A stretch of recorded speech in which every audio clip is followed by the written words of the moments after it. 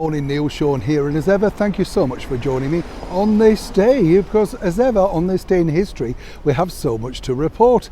Also, thank you for your very kind comments about all those desserts from yesteryear. You see, a few of them I'd forgotten about as well. Custard and cream with some hundreds and thousands on. That was kind of like what they call an economical dessert, wasn't it? You know, if things were a little bit tight, you know what I'm saying?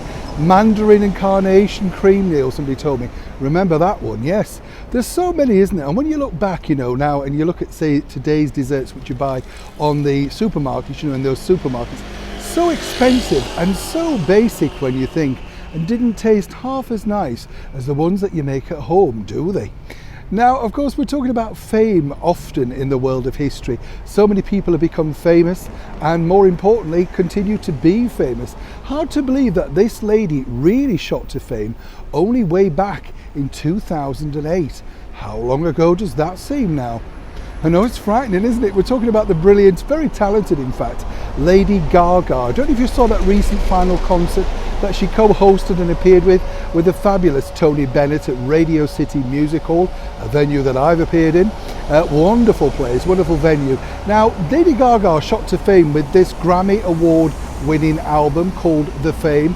Lots of big hits from that. And really what she was like to me was something out of a Batman movie, you know, just a lot of fun, and more importantly, just, you know, made pop magical again, you know, a reason to sort of dress up and be silly. And surely that's what we all deserve from time to time, is it not?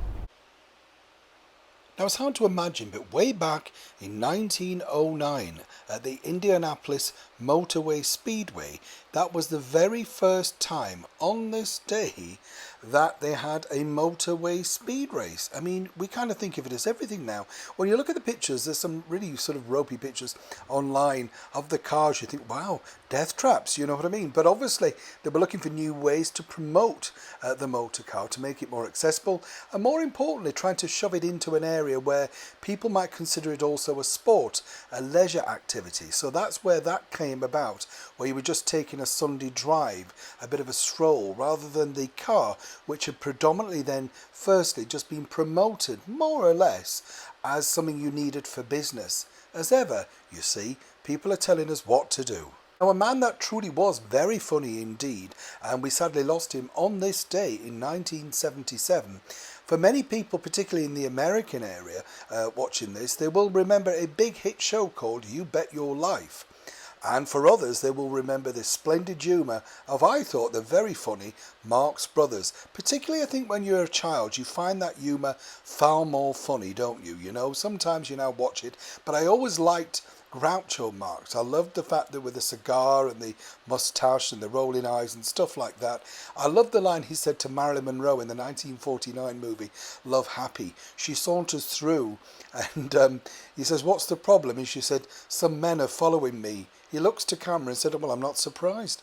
It's just such a great line, isn't it? Groucho Marx was a genius, did all of this sort of writing for the team, mainly himself. Most of the ideas came from him, but in many respects, too much of a genius ahead of his time when studios like to control you. 76, we lost an actor that was very dearly loved over here in the United Kingdom, and I am assuming the rest of the world, all thanks to his wonderful portrayal as Ebenezer Scrooge. What do you mean you're looking at me when I've said those names? I might be tight, I'm not as bad as Scrooge. No, seriously, Ebenezer Scrooge was portrayed wonderfully in A Christmas Carol, starring the brilliant actor Alistair Sim, who really did take on so many guises. As well as that, he starred, of course, in the wonderful collection of St. Trinian's films. If you haven't seen them for a while, do check him out. Just watch his eyes, watch the mannerisms. A very clever actor indeed. Also on this day, a really iconic piece of music was recorded. And when I say iconic, you have to remember just how many millions of copies Michael Jackson's Thriller album sold. But it was really the involvement of the super horror actor Vincent Price. Do you remember when he did that long monologue at the beginning of Thriller, the single, and then of course a 12-inch mix? Apparently on this day, he recorded that all in one take. What a brilliant actor, really, Vincent Price was. And don't we miss him today? Whenever he's in a film, I will always stick with it because he's just such a good actor, isn't he? He's one of those you never want to switch off. Can we just wish Friend star Matthew Perry a happy birthday? Starred as Chandler in that mega show, which apparently is shown, get this, somewhere in the world right now, across the world, somewhere, somehow, somebody is screening Friends. It's still that popular and allegedly still makes all the cast members over £1 million a year in royalties each. Not bad, eh? One song that when I mention this song, you won't be able to get it out of your head.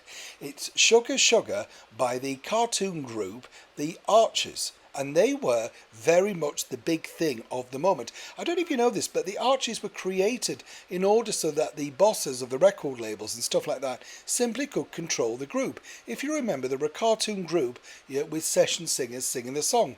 What a great song, though, Sugar Sugar was.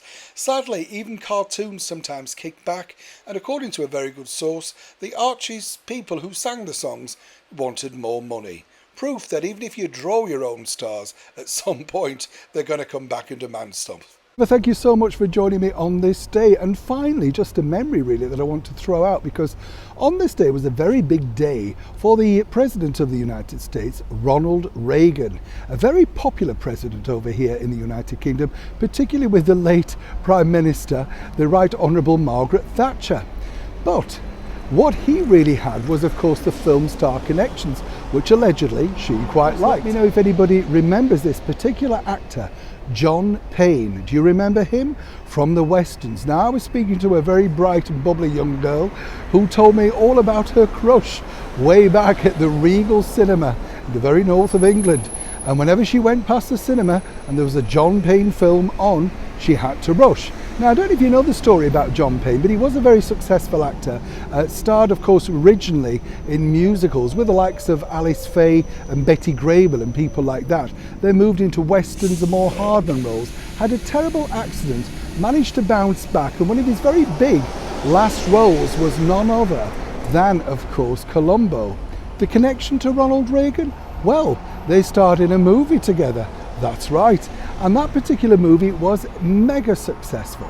So much so that it set them both on the path to, well, different lives, but fame in many different ways. So as we often say here on the show, it's nice to remember people that sometimes other people have forgotten. And do let me know in the comments below if you remember the super actor known as John Payne. You're up to date with all the breaking news from On This Day in History. Now, will I see you tomorrow? Neil Sean in the heart of London.